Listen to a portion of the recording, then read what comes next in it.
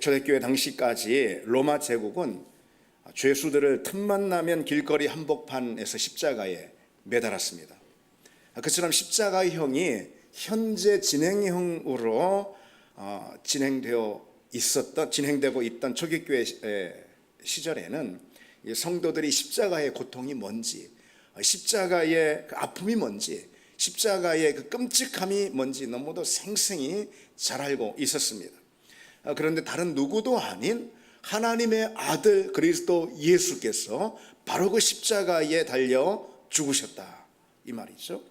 그리고 그 사실이 복음의 중심 내용이 되었습니다. 그 복음, 다시 말해서 십자가의 복음이죠. 십자가의 복음은 초기교회 성도들에게 그야말로 아주 충격적인 메시지가 되지 않을 수 없었던 거죠. 그래서일까 예수님의 생애와 사역을 담은 복음서를 보면은 그 기록이 지나칠 정도로 십자가에 아주 편중되어 있는 걸 볼 수 있죠. 3분의 1 이상의 지면이 십자가에 다 치중이 되어 있습니다. 그것은 뭘 말해주는 걸까요? 기독교의 복음은 바로 십자가의 복음이다, 그 사실을 말해 주는 거죠. 초기교회 성도들은 예수님에 대한 이해의 중심을 주님의 다른 생애라든지 아니면 주님의 기적이나 가르침이라든지 그런 것에 두지 않았다라는 거죠. 오로지 주님의 죽으심, 곧 주님의 십자가에 바로 예수 그리스도에 대한 이해를 두었습니다. 그러나 아무래도 그 당시까지만 해도 이 십자가형이라는 것은 현재 진행형이었기 때문에 그 누구도 입 밖에 내기 싫은 아주 끔찍하고 혐오스러운 그런 일이었습니다. 십자가 처형이라는 것이. 그리고 그 점은 교회라고 크게 다르지 않았습니다. 그래서 로마 제국의 이 십자가 처형을 실제로 늘상 목격하곤 했던 초기교회 성도들은 그 끔찍하고 혐오스러운 이 사형 트린 십자가를 기독교 복음의 상징으로 여기는 것, 이것을 그 당시에는 상상도 할 수 없었던 거죠. 그래서 대신 초기교회 성도들의 이 기독교 상징으로 삼았던 것은 여러분도 알듯이 물고기 모양으로 해서 익투스라는 그 헬라어 글자를 담은 그런 것을 상징으로 사용했습니다. 익투스라는 것은 헬라어로 물고기라는 그런 뜻인데, 그 글자가 예수 그리스도 하나님의 아들 구세주라는 이 문장의 첫 글자를 뗀 것하고 똑같은 그런 글자였거든요. 그래서 주로 그것을 기독교의 상징으로 삼다가 이 십자가가 오늘날처럼 교회의 상징이 된 것은 주후 3세기 지나서야 그렇게 됐습니다.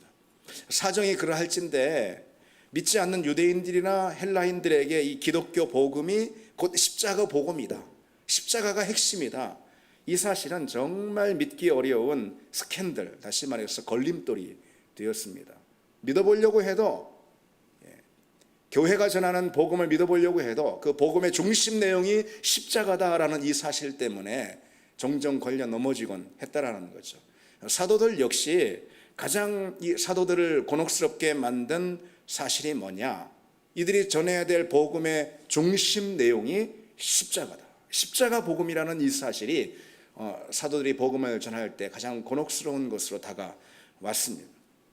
그러나 사도들은 물론 조금의 양보와 타협도 없이 복음은 곧 십자가 복음이다, 이 사실을 증거했죠.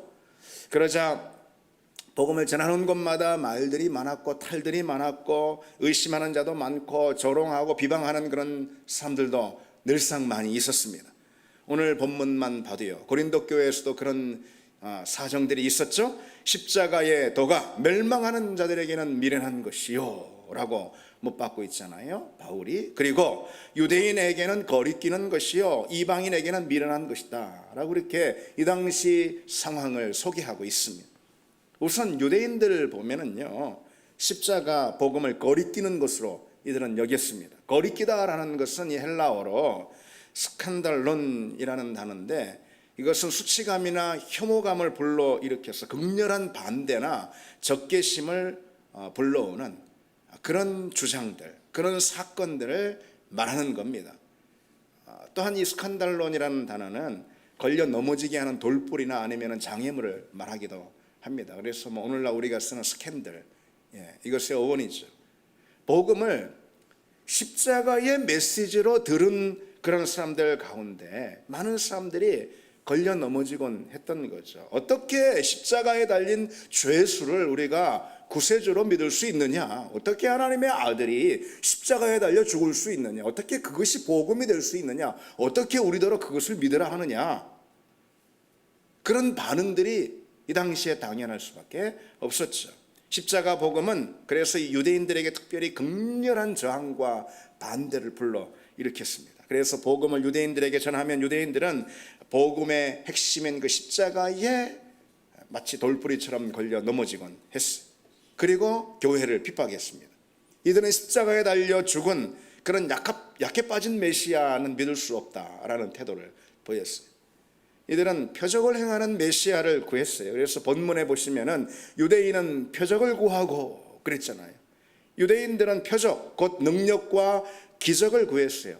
그리스도라면은 응당 그런 능력과 기적을 행함으로 그가 메시아됨을 증명해야 되지 않냐라는 것이 이들의 생각이었죠. 그래서 그런 메시아가 전하는 복음이라면은, 그 메시아와 더불어 오는 복음이라면은 당연히 능력과 기적의 이야기, 그런 사건과 함께 증거돼야 하는 것이 마땅하고, 그런 복음이라면은 우리에게 만족이나 행복이나 축복의 내용들로 전해져야 마땅하다라고 이들은 여겼습니다. 십자가라니, 세상에 십자가라니. 유대인들은 그처럼 십자가의 복음을 거절했죠. 그런가 하면은 헬라인들은, 이방인들은 십자가의 복음에 어떻게 반응을 했을까요? 그들은 자기 자신들이 보기에 이 복음의 핵심이라는 것이 십자가다라는 이 사실은 천하에 미련한 짓이었습니다. 세상 그렇게 미련한 일이 없어 보였습니다. 아니, 하나님의 아들이 메시아가 십자가에 달려 죽었다고? 그건 완전히 난센스 아니야? 그런 말도 안 되는 소리를 어떻게 복음이라고 전해? 그렇게 말이죠. 그들은 당시 로마의 법 집행을 우리가 오늘날 생각하는 것처럼, 오늘날의 법처럼 말이죠. 이 당시 사람들도 로마의 그 당시의 법이 오늘날 못지않게 공정하게 집행이 되고 있다고 그렇게 믿었던 사람들이고요. 그렇기 때문에 그 로마의 법에 의해서 십자가에서 처형된 흉악범이 있다면 그건 흉악범이지, 어떻게 그런 흉악범을 그리스도로, 어떻게 구세주로 믿을 수 있냐, 그런 바보짓, 그런 미친 짓이 어딨냐라는 반응이었습니다. 당시에는 매우 합법적으로, 그들이 보기에 매우 합법적으로 처형된 정치범이나 흉악범들이 로마의 주요 대로변에 아침에 눈만 뜨면은 일어나 보면은 그 로마의 주요 대로변에 매달려 있는, 그래서 처형된 그런 장면을 종종 목격할 수가 있었습니다. 이들에게 예수의 십자가라는 것은 그중 하나에 불과한 것뿐이었던 거죠. 그러한 이 헬라인들의, 이 당시의 이방인들의 십자가에 대한 생각을 단적으로 보여주는 그런 한 예가 있습니다. 그것은 이 당시, 그러니까 주후 2세기 어떤 한 신실한 그리스도인이었던 알렉산더 메스라에 관한 그런 동굴 벽화에 담겨 있습니다. 그 벽화는 2세기 초에 그려진 것인데, 로마군의 어떤 군용 그 수경지 벽에 못으로다가 이렇게 그린 십자가 그림입니다. 그 십자가에 매달린 사람의 머리가 당나귀의 머리 모양으로 그려져 있어요. 그리고 그림 아래에 알렉산더 메스가 자기 신을 경배하고 있다라고 그렇게 쓰고 있습니다. 그리고 그 앞에는 십자가에 달린 당나귀 모양 머리를 가지고 있는 어떤 존재에게 경배를 하고 있는 그런 알렉산더 메스, 그러니까 다시 말해서 한 젊은이를 거기다가 새겨놓고 있어요. 십자가에 달린 예수 그리스도가 당나귀 모습으로 그려져 있는 거죠. 당시 사람들은 그처럼 기독교 복음이 십자가 복음이라는 이 사실에 대해서 아주 경멸과 조소를 보냈습니다. 그런 상황 가운데서 바울은 그와 같은 십자가 복음의 걸림돌, 스캔들에 대해 고민하고 있는 고린도 교회 성도들에게 이렇게 단호하게 고백하며 선언하고 있는 거죠. 오늘 본문에 유대인은 표적을 구하고 헬라인은 지혜를 찾으나 우리는 십자가 위에 못 박힌 그리스도를 전하니 그리스도는 하나님의 능력이요 하나님의 지혜라. 십자가의 복음이 하나님의 능력이요 하나님의 지혜다. 세상 사람들에게 복음은 다 미련한 것으로 여겨지고 거리끼어지는 메시지입니다. 그러나 하나님의 능력과 하나님의 지혜는 십자가의 지혜다 이거죠. 그것은 신비로운 능력이고, 다시 말해 세상의 지혜로는, 세상의 지식으로는, 세상의 이성으로는 절대 알 수 없는, 이해할 수 없는 그런 하나님의 신비의 능력이고 비밀스러운 지혜다 이겁니다. 십자가의 도가 멸망하는 자들에게는 미련한 것이요 구원을 얻은 우리에게는 하나님의 능력이다. 십자가의 복음은 멸망하는 자에게는 넌센스와 같은 거예요. 세상 그런 의미도 통하지 않는 어리석고 미련한 생각이 없어요. 그들은 십자가를 하나님의 능력으로 만나지 못했기 때문에 그런 거죠. 이성으로 머리로 아무리 생각하고 그들의 마음으로 아무리 접근하려 해도 절대로 십자가는 이해될 수가 없는 거죠. 그러나 십자가를 이미 만난 것을 통해서 은혜죠. 그것이 은혜. 십자가 복음에 초대되어서 그 십자가를 만난 우리는 이미 생명을 얻었어요. 십자가로 인한 생명이 우리 가운데 넘쳐요. 그런 우리에게 십자가는 구원을 일으키는 하나님의 능력으로 고백되게 됩니다. 생명을 얻은 우리에게만 십자가는 하나님의 구원의 능력으로 고백이 되는 거죠. 그것은 십자가에 달리신 주님을 진정으로 만난 결과입니다. 그래서 이해하고 깨닫고 그리고 십자가를 고백하고 만나는 것이 아니죠. 거꾸로죠. 십자가를 만났어요. 사실은 내가 찾은 바도 없는데 하나님께서 은혜로 어둠 가운데 있는 우리를 찾으시고 우리를 발견하시고 우리에게 십자가의 자리로 초대하시고 우리가 그 십자가를 만난 거죠. 그 사건이 우리에게 있는 거예요. 그래서 우리는 십자가를 하나님의 생명과 하나님의 지혜와 능력으로, 구원의 능력으로 고백하게 되는 겁니다. 십자가를 만난 사람들에게만 바로 그와 같은 십자가 고백의 사건이 일어날 수 있다는 거 우리가 주목해야 합니다. 그런 걸 보면은 확실히 기독교는 물론 그 사실 하나만 말고도 무수히 많지만 어쨌든 십자가 복음을 복음의 핵심으로 고백하게 된 이 이해할 수 없는 사건이 우리 가운데 일어났다라는 이 사실 하나만 봐도 확실히 기독교는 머리로 이해하고 받아들이는 그런 종교는 아닙니다. 무엇보다 그것은 기독교 신앙이 이해할 수 없는 십자가 복음이기 때문에 그런 거죠. 머리로 이해할 수 있는 종교라면은 복음에서 그 십자가부터 빼버려야 할 겁니다.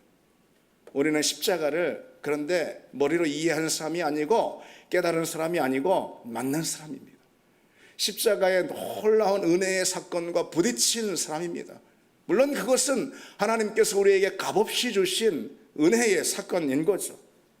정확하게 말해서 그래서 십자가의 주님께서 우리에게 어느 날 찾아오신 것이고 우리 심령을 두드리신 것이고 성령의 감동을 통해서 우리 마음이 열린 것이고 성령의 깨닫게 하심을 통해서 우리 심령으로 십자가가 깨달아지고 고백된 사건이 우리에게 있었던 거죠. 그리고 그와 같은 사건은 늘 우리 가운데 계속해서 반복되어야지만 됩니다. 왜? 기독교의 복음은 십자가의 복음이기 때문에. 따라서 우리가 십자가를 매일 다시 경험하고 만나고 십자가와 부딪히는 영적인 충격이 우리에게 매일같이 일어나지 않으면 우리는 결코 복음 안에 거할 수가 없습니다. 왜요? 계속 말씀드리지만 기독교의 복음은 십자가의 복음이기 때문에, 우리가 믿는 복음은 십자가의 복음이기 때문에 그런 거죠. 여러분 이제 생각을 해보십시오. 예수 그리스도께서 십자가의 복음으로 우리 가운데 다가오셔서 우리로 하여금 그 십자가가 우리 심령에 부딪히게 하시고 성령의 감동을 통해서 그 십자가의 사건이 우리 중심에서, 우리 내면에서, 우리 삶에서 일어나게 하셨단 말이죠. 다시 말해서 십자가가 우리 가운데 찾아와서 우리가 십자가를 만나는 체험이 일어났어요. 그리고 그것은 더 깊어져야 합니다. 더 우리 삶 가운데 가득 채워져야 합니다. 어쨌든 그와 같은 십자가 체험이 일어났습니다. 그럴 때에, 우리가 십자가를 만나는 체험이 일어날 때에 계속해서 우리에게 반복적으로 일어나는 두 가지 사실이 있습니다. 먼저는 절망이 일어납니다. 십자가와 우리 심령이 부딪히고 만나면은 우리 가운데 엄청난 절망이 찾아옵니다. 십자가는 내가 내 자신의 스스로 만족스러워할 때에 우리 가운데 큰 절망을 안겨줍니다. 내 자신이 구제불능인 존재임을 그 순간 깨닫게 한다는 거죠. 나는 철저히 실패한 존재라는 것을 그 순간 깨닫게 합니다. 이 정도면은 난 괜찮은 존재, 이 정도면은 내가 여러 가지로 그것이 도덕적으로, 윤리적으로, 그것이 여러 가지 면에 있어서, 관계적으로, 여러 가지 인격적으로 면에 있어서, 다른 모든 삶에 있어서 이 정도면 나는 괜찮은 상가 아니야, 나는 괜찮은 존재야 라고 스스로 우쭐하에 있을 그 순간 십자가는 불현듯 내게 엄청난 절망감으로 찾아옵니다. 절망감을 안겨줍니다. 왜요? 십자가는 우리의 죄성을 낱낱이 고발하기 때문에 그렇죠. 십자가는 우리의 타락한 본성, 죄로 부패한 본성을 고발합니다. 그리고 우리를 영원한 형벌을 받을 죄인으로 선고합니다. 너는 죄인이다 이거죠. 사실 네가 저 십자가에 달렸어야 했는데 너 대신 그리스도께서 십자가에 달리신 거다. 바로 그 사실이죠. 그래서 우리가 전혀 몰랐던, 그리고 우리가 잠시 잊고 있었던 그 사실을 다시 한번 우리에게 깨우쳐 줍니다. 그때 비로소 우리는 내 자신에게는 결코 어떤 소망도 없다라는 것을 다시 한번 절감하게 되는 것이고, 내 자신은, 내 인생은 완전히 파산한 존재다라는 것을 다시 고백하지 않을 수 없게 되는 거죠. 성경은 우리를 향해서 슬프다 범죄한 나라여, 허물진 백성이여, 행악의 종자여, 행위가 부패한 자식이로다 라고 탄식하고 있는데, 고발하면서 그 사실을 우리가 평소 전혀 모르고 있다가 십자가를 대면한 그 순간 불현듯 내가 바로 그와 같은 존재라는 것을 깨닫고 우리는 고백하지 않을 수가 없는 거죠. 그리고 깊은 충격에 우리는 빠지게 됩니다. 내 존재로 인해서, 그 절망스러운 존재로 인해서 우리는 십자가를 대면할 때 스스로 우쭐하고 있는 살고 있는 그 순간에 불현듯 십자가가 내게 던져주는 그 절망감으로 인해서 우리는 충격에 빠지게 됩니다. 난 죽을 수밖에 없는 존재구나. 난 사실 저 십자가에 달렸어야 하는 존재구나.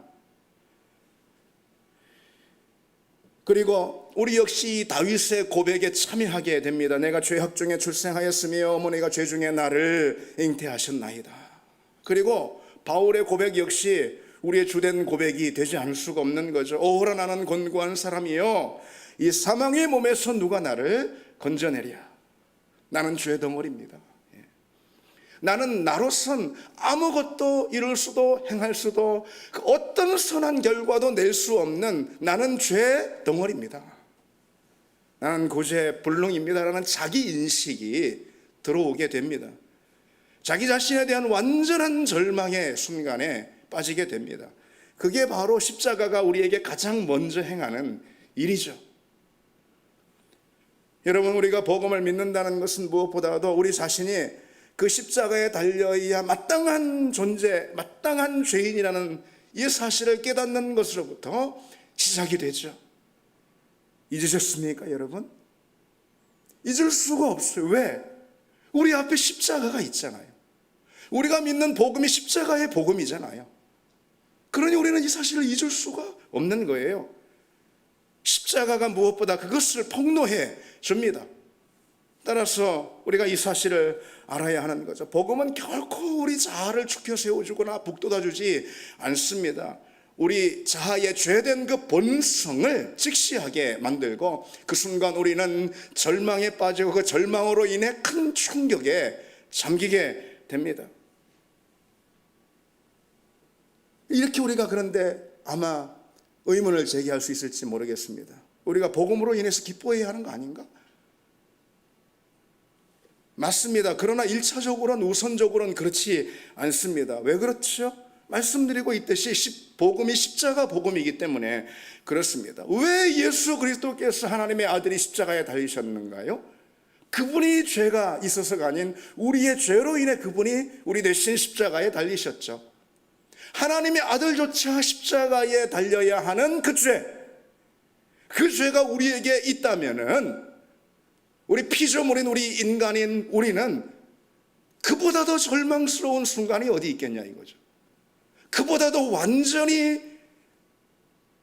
멸망한 그 순간이 어디 있겠냐 이거죠. 그래서 십자가 복음은 복음이 다른 복음이 아닌 십자가 복음이기 때문에 그 십자가 복음은 가장 먼저 우리 죄를 고발합니다. 우리 영혼의 죽음을 선고합니다. 그래서 우리는 복음을 들을 때 먼저 찔리고 아플 수밖에 없습니다. 복음은 우리 숨겨진 죄악을 낱낱이 들춰내고 우리 완전히 타락한 죄의 본성을 들춰내기 때문에 그래서 내 스스로 어렵다 하는 태도를 여지없이 공격하고 꺾어버리기 때문에 우리가 복음에 부딪히면 먼저 절망의 고통이 찾아옵니다. 이것은 비단 예수 처음 믿고 십자가 처음 알게 된 그때뿐이 아닙니다. 복음이 십자가 복음이라는 이 사실을 더 깊이 늘 깨닫고 그 십자가와의 만남과 부딪힘이 더 깊어지면 깊어질수록 자신의 타락한 본성에 대한 자기 인식은 더 깊어질 수밖에 없고 그로 인한 절망의 그림자는 더 깊이 들어오질 수밖에 없습니다. 그런데 그와 함께 감사하게도 두 번째로 우리가 그 십자가를 대면하고 만나면 소망이 일어납니다. 새로운 소망이 일어나는 거죠. 십자가는 죄로 인해 멸망의 자리에 있던 우리에게 하나님께서 구원으로 찾아오신 사건이잖아요. 십자가는 죄로 인해 죽을 수밖에 없는 우리에게 그리고 그 죽음 앞에서 어떤 저항도 할 수 없는 무력한 우리에게 하나님의 능력으로 찾아오신 사건. 이게 바로 그리스도의 십자가죠. 무엇보다 십자가는 우리를 향한 하나님의 사랑이 정말 얼마나 엄청난 것인지 얼마나 놀랍고 무한한 것인지 보여주는 단적인 사건입니다. 하나님이 100만 마디 1000만 마디 하는 것보다 더 확실하게 그분의 사랑을 우리에게 새겨주시는 확증해 주시는 그런 사건이 바로 십자가죠. 그 아들 예수를 우리 죄로 인해 우리를 건지시기 위해 우리를 사랑해서 십자가에 매어 다신 이 사건, 바로 그 사건이죠. 그래서 로마서에 우리가 아직 죄인 되었을 때 그리스도께서 우리를 위하여 죽으심으로 하나님께서 우리에 대한 자기 사랑을 확증하셨다. 하나님이 어떻게 당신의 사랑을 확증하셨는가? 그 아들 예수 그리스도를 십자가에 매어 달려 죽게 하심으로 그분의 사랑을 확증하셨다. 여러분, 이 사랑은 놀라운 사랑이고 우리를 향한 하나님의 이 사랑은 사단의 진영, 어둠의 진영에 충격을 던졌을 것입니다. 우리를 올가매고 우리를 사망의 자리로 끌고 가려 하는 사단의 그 어떤 노력도 무너뜨리는 하나님의 놀라운 선고이기 때문에, 선언이기 때문에 그렇습니다. 우주 만물의 창조자이신 하나님께서 우리를 사랑하시되 너무 사랑하셔서 그 아들 예수 그리스도를 십자가에 달으셨다는데 우리를 멸망의 자리로 끌고 가려 하는 사단의 진영에 그것이 얼마나 큰 충격의 사건이 되겠냐 이거죠.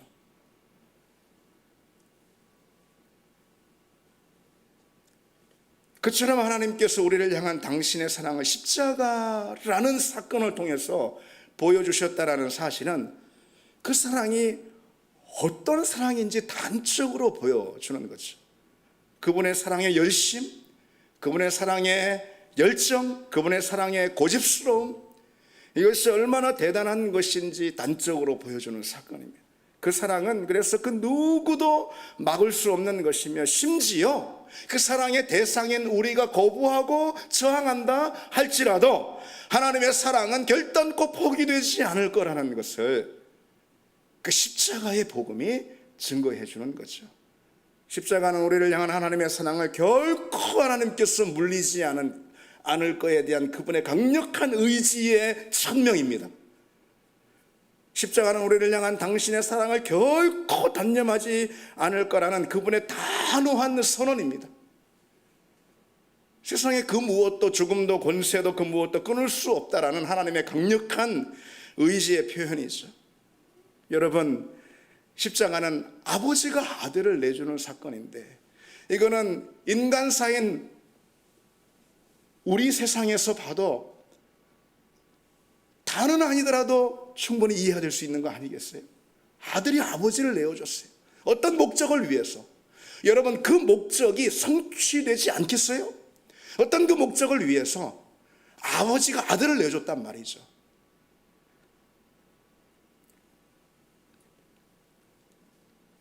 그래서 여러분, 세상의 그 무엇도, 심지어 우리의 실수와 허물조차도, 우리의 거절도 우리를 향한 그분의 사랑을 밀어내거나 좌절시킬 수가 없습니다. 왜? 그 사랑이 십자가 복음 가운데 증거된 사랑이기 때문에 그렇죠. 그래서 그처럼 만물의 주인이신 하나님께서, 높고 높은 보좌에 앉으신 그 하나님께서, 이 땅과 천국의 왕이신 하나님, 그 영원한 하나님께서 우리를 사랑하시고 그 사랑은 아들을 보내주신 희생으로 나타났다라는 이 사실만큼 여러분, 우리에게 소망이 되는 그런 복음이, 그런 메시지가 여러분 세상에 어디 있겠습니까? 어디 있겠습니까? 어디 있겠습니까? 우리가 아무리 우리 눈 동서남북을 보고 우리 형편을 봤을 때 아무리 절망적인 상황이라 하더라도, 아무리 우리 상황이 끝모를 고통의 시련의 상황이라 하더라도, 모든 것이 좌절되고 모든 것이 꺾였다라는 그런 단념과 체념의 상황이라 하더라도 십자가의 복음, 그 십자가의 복음을 통해 우리에게 선포된 하나님의 사랑, 그 사랑이 우리에게 주는 소망, 그 소망이 우리에게 있다면 우리는 삶의 어떤 순간 어떤 자리에서도 그 소망을 갖고 다시 일어설 수가 있을 줄 믿습니다. 십자가를 만난 사람은 그래서 여러분, 인생의 어떤 자리에서도 결코 단념하고 좌절하고 자기 자신을 포기하고 그러는 법이 없습니다. 어느 자리에서도 우리는 소망을 놓치지 않습니다. 십자가는 말씀드린 대로 우리로 나의 죄성과 부패함을 보게 하고 그로 인해 자기 자신에 대해서 좌절하게 만듭니다. 예수 없으면 난 아무것도 아니다, 이런 뜻이죠. 또 동시에 십자가는 하나님의 단념하지 않는 사랑으로 인해서 소망을 갖게 됩니다. 내가 완전히 모든 것을 단념하고 모든 것이 어두운 상황, 어두운 광야에 있다 하더라도 결코 나에 대해, 내 삶에 대해 단념하지 않게 만듭니다. 왜? 십자가의 복음이 우리에게 소망으로 주어졌으니까. 그래서 여러분, 바로 그 사실은 우리가 믿는 복음이 십자가의 복음이다, 그 안에 하나님의 사랑과 소망이 나타났다라는 이 사실은요, 우리 삶의 모든 차원을 다 송두리째 변화시킵니다. 모든 차원을 다 변화시킵니다. 우리가 정말 그 십자가와 부딪히고 매일매일 그 십자가와의 만남과 부딪힘이 더 깊어진다면, 정말 그런 십자가 복음의 신앙을 우리가 갖는다면은 우리는 우리 삶의 자리의 모든 차원이 늘 변화되는 역사를 항상 경험하게 됩니다. 그게 신앙생활인 거예요. 십자가는 모든 것을 새롭게 합니다. 나로 새로운 자의식을 갖게 하는 거죠. 나는 죄인이지만 한편 나는 하나님의 엄청난 사랑, 천사도 부러워할 만한 사랑을 받은 존재다, 존귀한 존재다. 그런 새로운 자의식을 갖게 합니다. 또한 십자가는 인생의 목적을 새롭게 하고요, 십자가는 고난을 새롭게 정의하게 합니다. 고난은 십자가에 참여하는 영광으로 고백되게 만드는 거죠. 십자가는 우리 모든 삶의 차원을 다 변화시킵니다.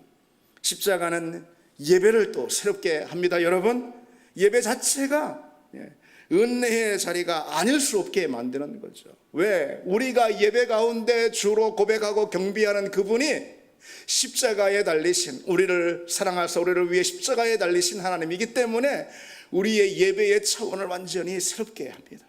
기도도 새롭게 합니다. 우리 모든 삶의 차원을 변화시키고 새롭게 합니다. 십자가를 바라보지 않으면 우리 신앙의 자리에 그 어떤 변화도 일어날 수가 없는 거죠. 그 어떤 것도 진정한 변화, 진정한 새로움을 우리는 마주할 수가 없습니다.